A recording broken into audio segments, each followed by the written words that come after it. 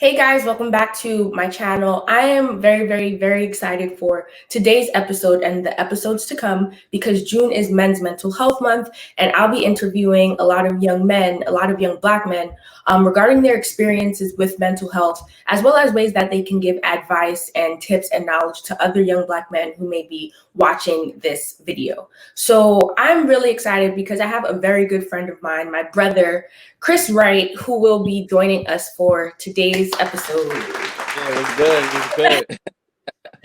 So I've known Chris for the past few years. I guess we met through like church stuff. Yeah.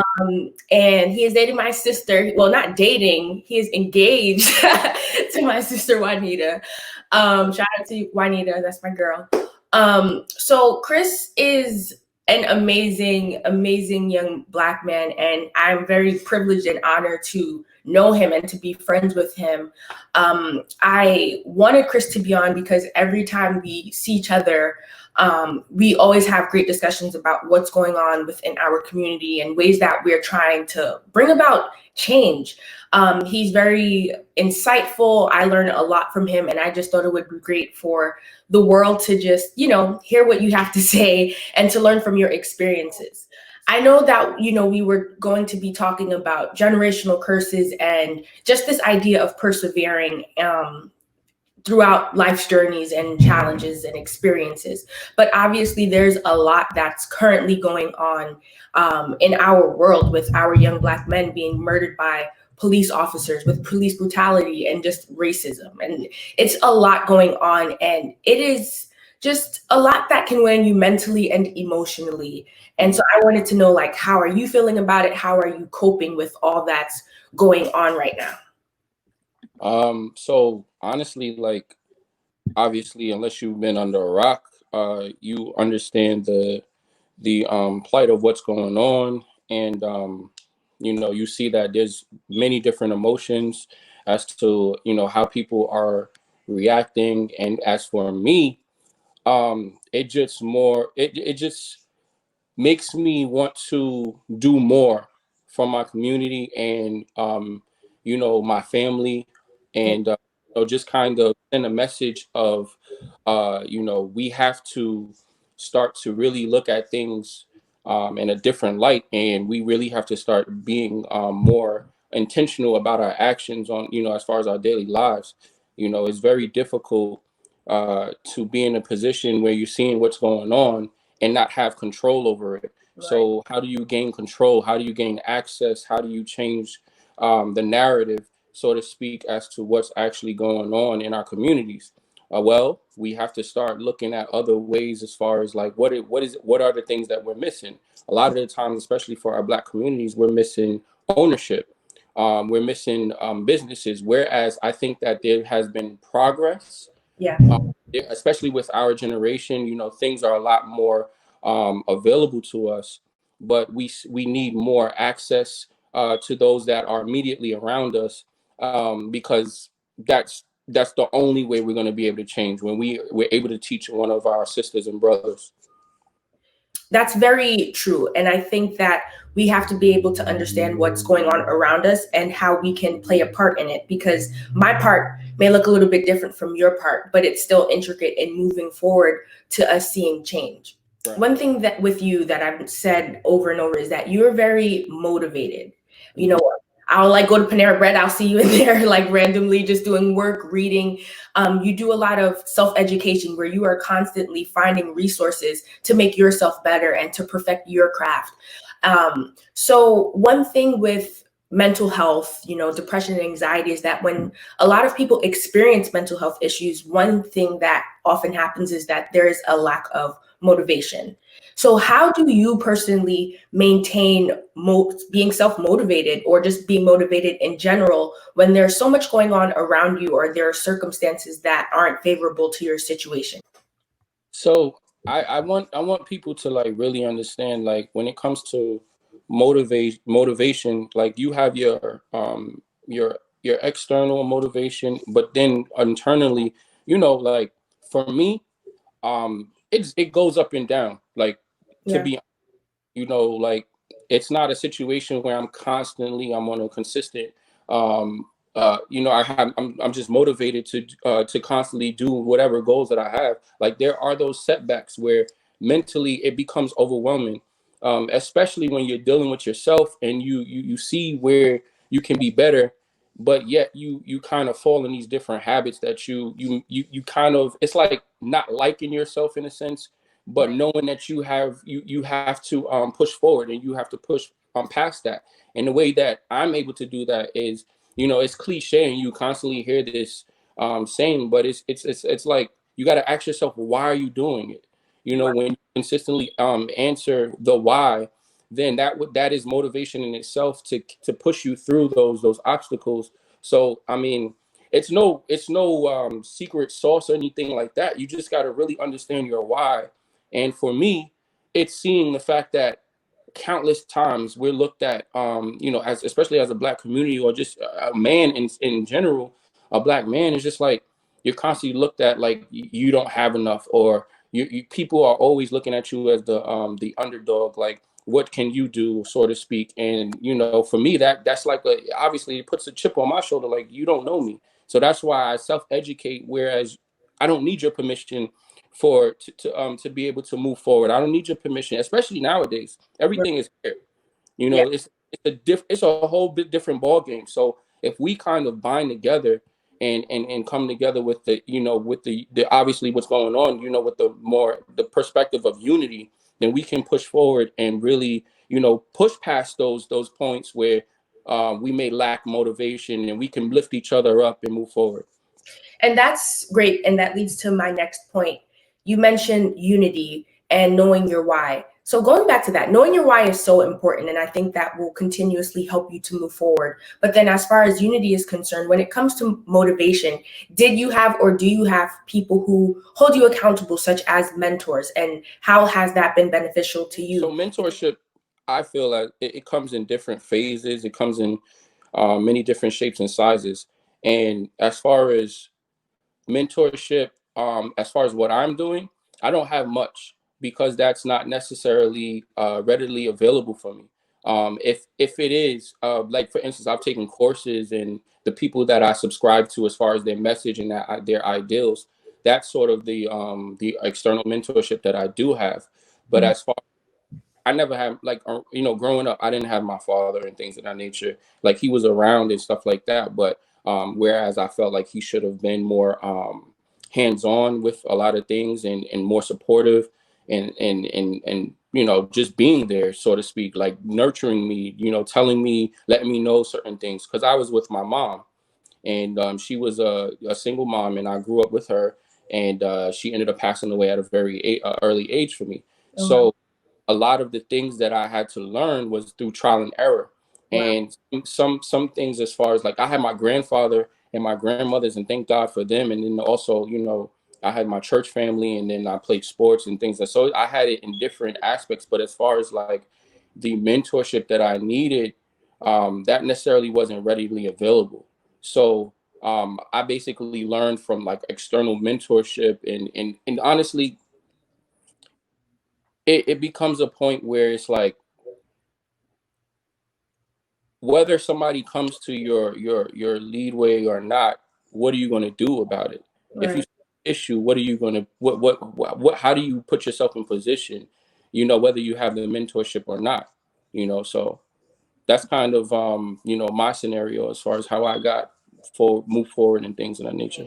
There are so many young Black men who feel stuck based on the circumstances that they were born or raised into, right? So you have a lot of young Black men, whether they were raised without a father or a single parent home, they're living in poverty, community violence, whatever it is for them, they can tend to feel stuck and just fall into what they see around them, even though that might not necessarily be what's best for them, or they feel as if they don't have anything where they can reach their potential because they feel very limited to what's going on around them.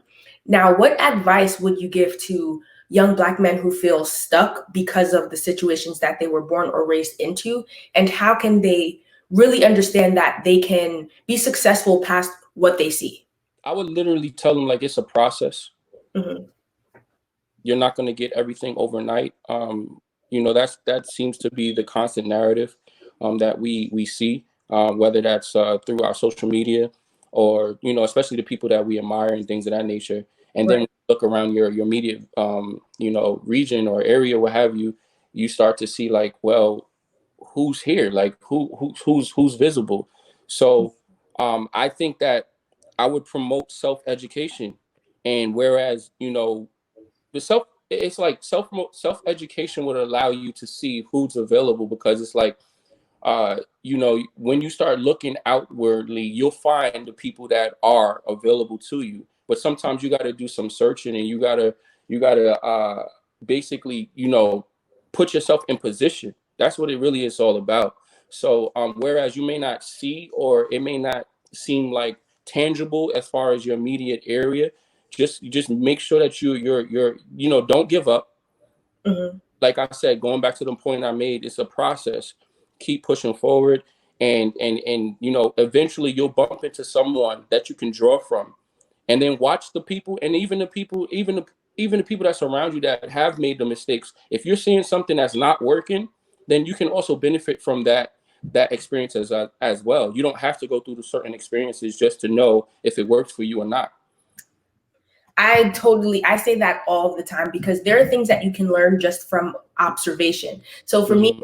I did a lot of that. And of course, there's certain things you have to go through and learn for yourself. But there are some things that you can look around and say, you know what, that wasn't working, so I don't need to go down that path and see. So it's important to learn from your surroundings and others. And that leads to my next point, as I'm saying it a lot. It's like transitioning perfectly.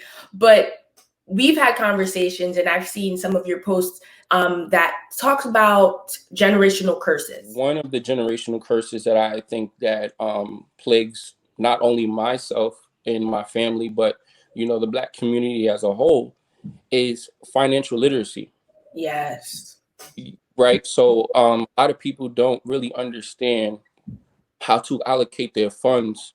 And and let me not, like, when I'm speaking, I want people to also understand that I'm not saying that I have it all together, and that I know it all, because I don't. Yeah. But you know one of the things that I've learned in reading and educating myself, and speaking to those that have gone through the fire and things of that nature, financial literacy is very important. When you begin to understand financial literacy, you then can make, you can pivot in the right direction. And then you can also, as just something as simple as budgeting and things of that nature, you can be able to move in a unified manner, in which you can get the goals that you wanted. Because many people, we all want the same things.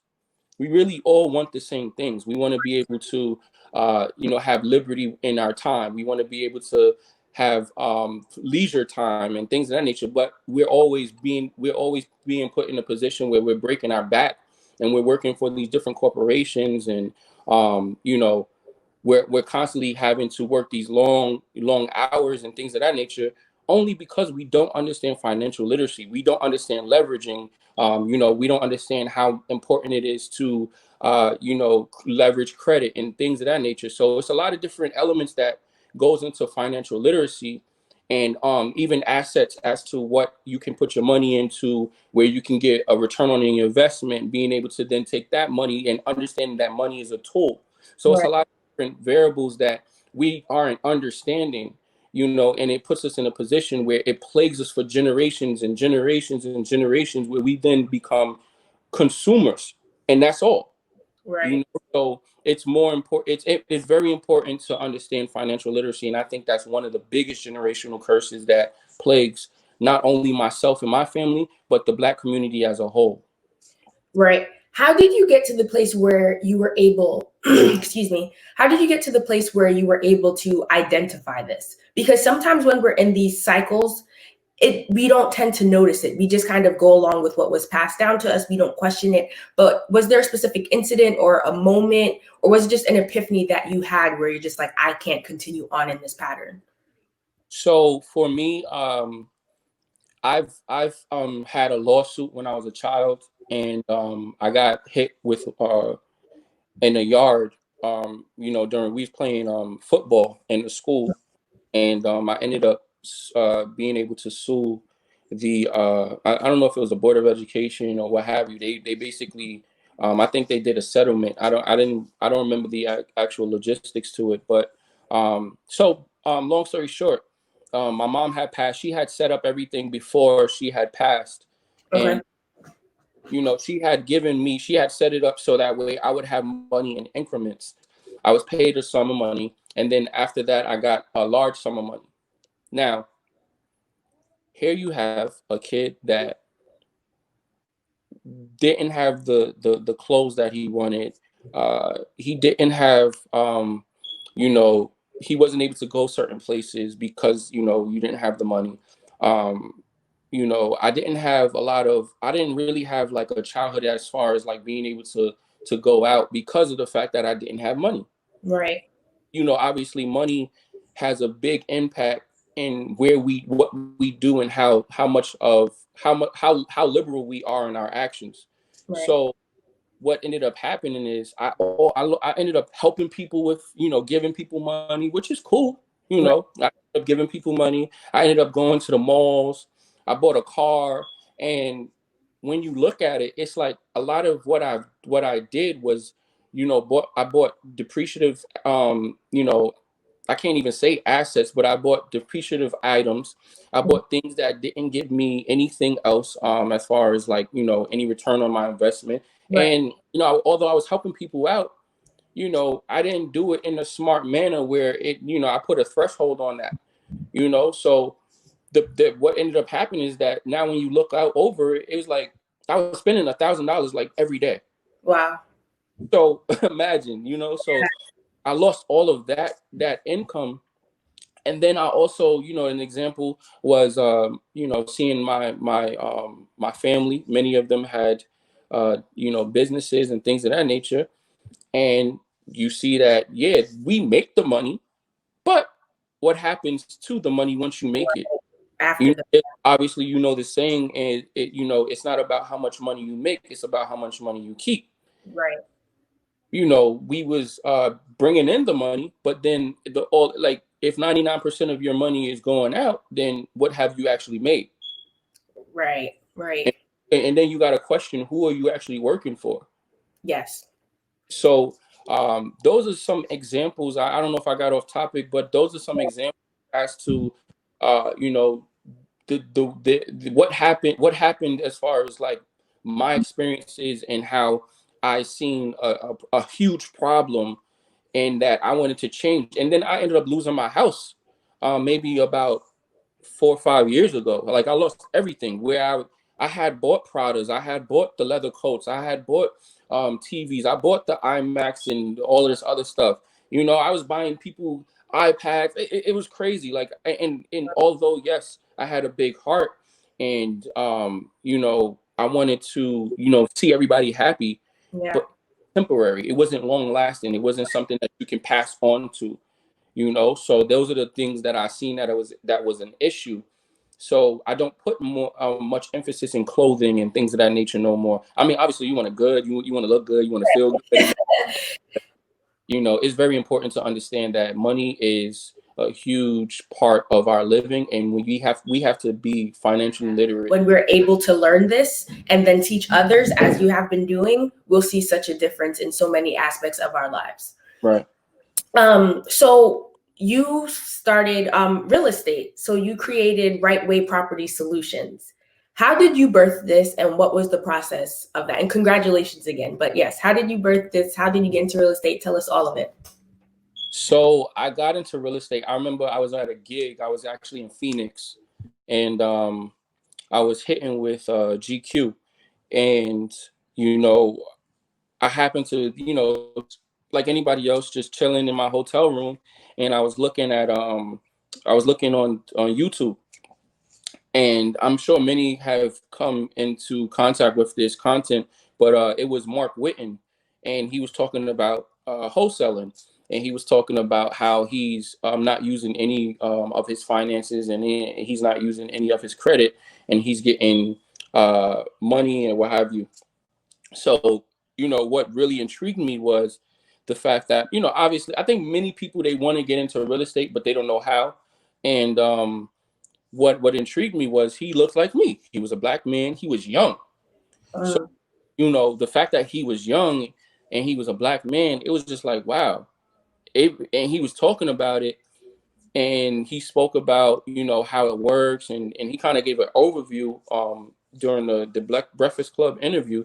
okay. From there, it was just like, yo, I'm gonna really look into this. Like, what's this about? Like, what is he talking about? Yeah. So, um, see, that was kind of like my first initial uh interaction as far as like learning about what real estate can do. And then the more I got into real estate and I seen the benefits, and I seen how not only does it benefit me, but it benefits my community, you know, I was like, this is something that is not a luxury or a privilege, it's a necessity. Yes. Yes. So, that's one of the things that really inspired me to get a to be a part of, real estate, and really understand what it means to own and things of that nature. So that's kind of how I birthed my company. And I tell people all the time, whether it takes me 5 years for it to really flourish the way I would like to, or what have you, it would be totally worth it, because we need ownership. We need ownership. If you really want to move things forward, we need ownership. We need people to have businesses in our community. I don't know. I would encourage people to look up, the Black Wall Street, and what that was, and you know how did that really impact the Black community as Yeah. a whole. They had all different types of things that they had in their community, but that was because they not only spent within their community, but they also had the different businesses, and they had the different schools, and it really came down to ownership. When you own a piece of land, and you guys we're all as a collective are spent, allowing that money to turn over and turn over and turn over, we become that much more richer, and appreciation, it just skyrockets. So I hope that answers your question, but No, absolutely, it does, and it's crucial information. And I feel like, there may be a lot of people who probably had the experience that you did, where they saw something and they're like, wow, this seems interesting. Like, I want to, get into this. But then there comes fear, right? Fear of being too young, fear of not having enough background knowledge, or whatever the fear might be for each person. right. How did you ever overcome your fears? Like, what were your fears when you wanted to get into real estate? How did you overcome those fears? I'm smiling because um fear is a mindset, and like I said, to be transparent, there's times when I am fearful. It's Yeah. like it's like not knowing what's on the other side. It's like the unknown. It's like questioning yourself. It's like, are people going to take me serious, or like what if I mess up, and all these different things that go against what it is that you're actually trying to do. But when you start to, and really embrace that fear and use it for your motivation, and say, like, you know what, I'm fearful about this situation, but I understand how much this will be an impact, not only to myself but the community around me, my immediate family, how this would change the trajectory of who we are and things of that nature. You start to really, and then it goes back into your why. you know it really does. It's like it starts to connect to that why, and just is like, well, I can sit here and be fearful, or Right. sit here and I can move past that fear, and go through it. So that's kind of like how I deal with the fear aspect. And yeah, I get, I'm fearful sometimes or what have you, but I won't allow that to keep me down. I can't. I think it's important what you said, that fear is a mindset, and Right. that it's okay to do things afraid. Like, you can be fearful, but don't let it hinder you. So if you're going to be fearful, make sure you're still acting, and make sure that you're still taking the steps that you need to take to get what you want to get done. Right. So for the last question, it's not really a question, but on my channel, I speak a lot about living fearlessly, living a fearless life. And I know you kind of went into it on the last question, but what advice or words of encouragement would you give to other young Black men who may be watching this, who are stuck in circumstances that seem to be unfavorable, or they just feel that they're stuck in a community that isn't beneficial to them, or they're just stuck in a mind space that won't allow them to push forward, what advice or words of encouragement would you tell them? What I would tell them is to emulate those that have been able to come out the same struggles that you have. I think that we have a lot of examples as to, and it takes research. It takes you not being lazy. It takes you to want this information, but taken away from those that have been in your footsteps, and how did they overcome whatever it is that they, as far as the things that you're going through. Everybody's circumstances are different, but understanding that, wherever you are, especially the fact that we do live in America. I'm not going to sit here and say that, we don't have a lot of different odds that are against us, Right. but this is a country where, on a flip side, it's like, you have a ability and the opportunity to change your social class overnight, so to speak. So as long as you educate yourself and you become wise and intentional in your habits, Right.